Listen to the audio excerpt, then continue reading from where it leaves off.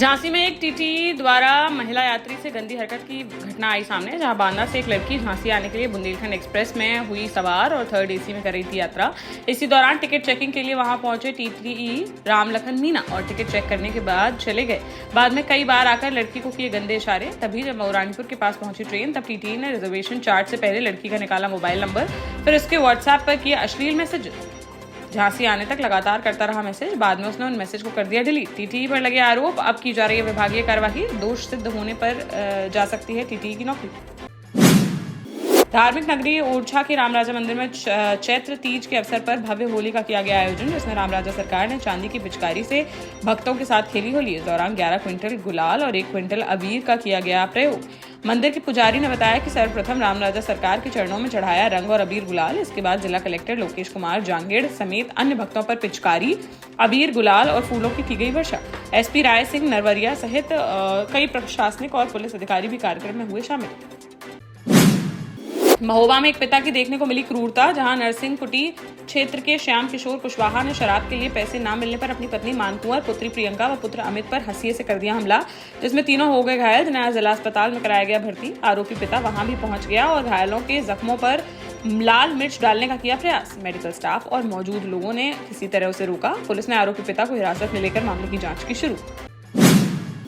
ललितपुर में मंगलवार दोपहर देखने को मिला बड़ा सड़क हादसा, जहां वारंटी अभियुक्त गौना निवासी अनीस खान को कोर्ट में पेश कराने ले जा रही थी नाराहट थाना पुलिस। तभी बिरधा के पास ललितपुर से सागर की तरफ जा रही एक तेज रफ्तार कार ने पुलिस की जीप में सामने से मार दी जोरदार टक्कर, जिसमें थानाध्यक्ष समेत करीब आधा दर्जन लोग हो गए घायल, जिन्हें अस्पताल में कराया गया भर्ती, जिनमें से 3 की हालत बताई जा रही है गंभीर। मामले की जांच में जुटी पुलिस। झांसी मेडिकल कॉलेज के पोस्टमार्टम विभाग से शव को घर ले जाने के नाम पर वसूली करने का लगा आरोप। यहां मृतक के परिजनों ने ज्यादा पैसे मांगे जाने पर किया हंगामा। उनका कहना था कि एम्बुलेंस चालक मनमानी कर रहे हैं वसूली।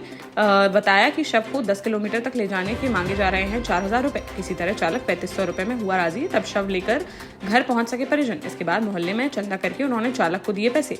बोले अब अंतिम संस्कार के लिए करना पड़ेगा चंदा। ललितपुर जिले के लागौन गांव में शराब की दुकान के विरोध में सैकड़ों महिलाओं ने सड़कों पर उतरकर किया प्रदर्शन और आबकारी निरीक्षक को सौंपा जिलाधिकारी संबोधित ज्ञापन, जिसमें उन्होंने बताया कि गांव में खुली देशी शराब की दुकान से स्थानीय लोगों का जीवन पूरी तरह से हुआ है प्रभावित। नाबालिग बच्चे भी शराब की लत के हो रहे हैं शिकार। शराबियों द्वारा महिलाओं और बच्चियों से छेड़खानी की लगातार बढ़ती जा रही हैं घटनाएं। महिलाओं ने चेतावनी देते हुए कहा कि अगर वहां से नहीं हटाया गया शराब का ठेका तो वे आमरण अनशन व भूख हड़ताल करने के लिए होंगी बाध्य।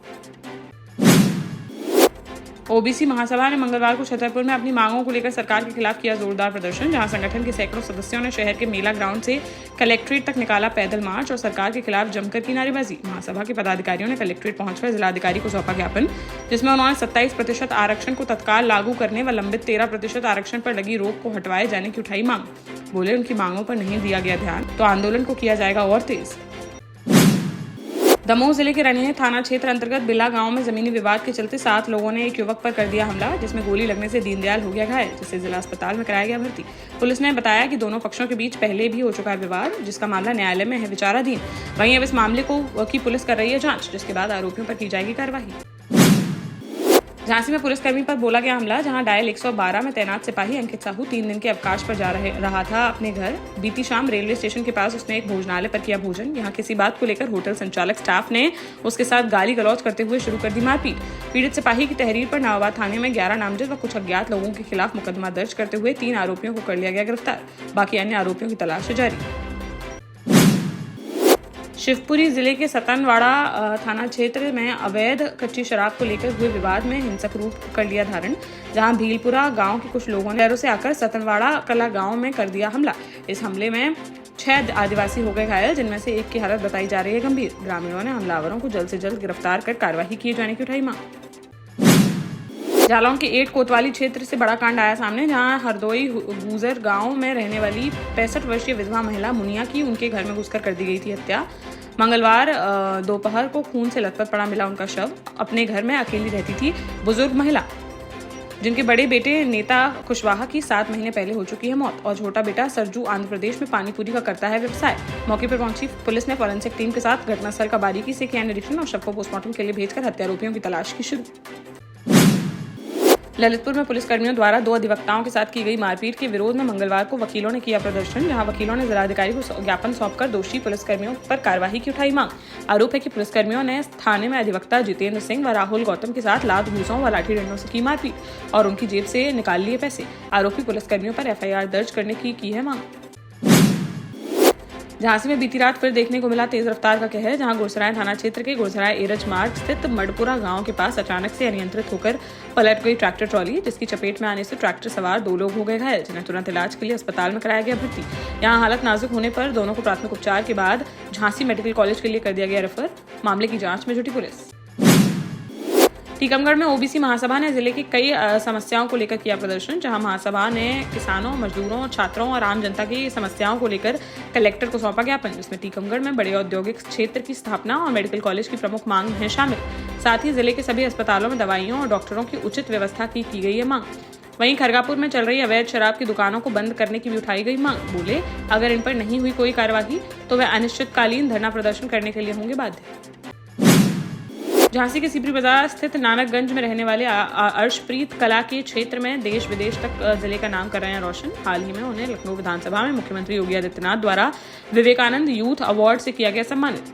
10 युवाओं की सूची में अर्शप्रीत ने प्रथम स्थान किया प्राप्त। इसके पहले भी Arshpreet India book of record, Asia book of record, international book of record में अपना नाम करा चुके हैं दर्ज, जिनका मंगलवार को उनके पिता अमरप्रीत सिंह के साथ संघर्ष सेवा समिति के कार्यालय पर हुआ आगमन। यहाँ समाज सेवी डॉक्टर संदीप सरावगी ने माल्यार्पण कर अर्शप्रीत को किया स्वागत। साथ ही रानी लक्ष्मीबाई की प्रतिमा भेंट कर किया गया सम्मानित। इस दौरान अर्शप्रीत ने खुद के द्वारा बनाया गया डॉक्टर संदीप सरावगी का स्केच उन्हें किया भेंट। झांसी में हाईस्कूल का अंतिम पेपर देने के बाद एक छात्रा के अचानक लापता होने का मामला आया सामने, जहां मौड़ थाना क्षेत्र में रहने वाली छात्रा अपने ननिहाल में रहकर हाईस्कूल की दे रही थी परीक्षा। तभी बीते रोज वह घर से निकली थी स्कूल के लिए, जिसके बाद से ही उसका नहीं चल सका कोई पता। परिजनों ने थाने में दी तहरीर, जिसमें उन्होंने एक युवक पर उनकी बेटी को बहला फुसलाकर भगा ले जाने का लगाया आरोप। मामला दर्ज करते हुए आरोपी युवक व छात्रा की तलाश में जुटी पुलिस। देश का जाना माना सैनफिन ग्रुप आपके लिए फिर लाया है झांसी में वास्तु के हिसाब से फ्लोर प्लान सहित एक शानदार टाउनशिप, जिसमें सुरक्षा की दृष्टि से CCTV, एक ही ग्रैंड गेट से एंट्री और एग्जिट, चौड़ी सड़कें, parking, car wash area, senior citizen and international fountain parks, swimming pool, gym, badminton, tennis आदि courts, school, hospital, shopping mart आदि कई सुविधाएं। इसीलिए तो हम झांसी में लोगों की पहली पसंद। 12 साल पहले अपने स्टार्टअप के साथ ही योग्य नेतृत्व, अनुभवी टीम और सक्षम सेंट्रलाइज और उत्तरदायी प्रबंधन के बल पर सबको घर गुणवत्ता के साथ समय पर घर की योजना के तहत सैनफिन समूह ने बहुत ही कम समय में 1500 से ज्यादा यूनिट्स को दिया है कब्जा। समय पर डिलीवरी से हमारे ग्राहकों में बड़ा है विश्वास और मिली है संतुष्टि। सैनफिन समूह ने बहुत कम समय में Sanfin Ashok city, green homes residency, green homes city, Sanfin Ashok valley, Delhi public school, Sanfin शाखा, केन सैनफिन अस्पताल सहित कई अन्य परियोजनाओं के साथ नई झांसी के निर्माण में स्थापित किया है एक बड़ा मुकाम। तो आप भी आज ही आइए अपने परिवार के साथ और कीजिए अपने सपने साकार।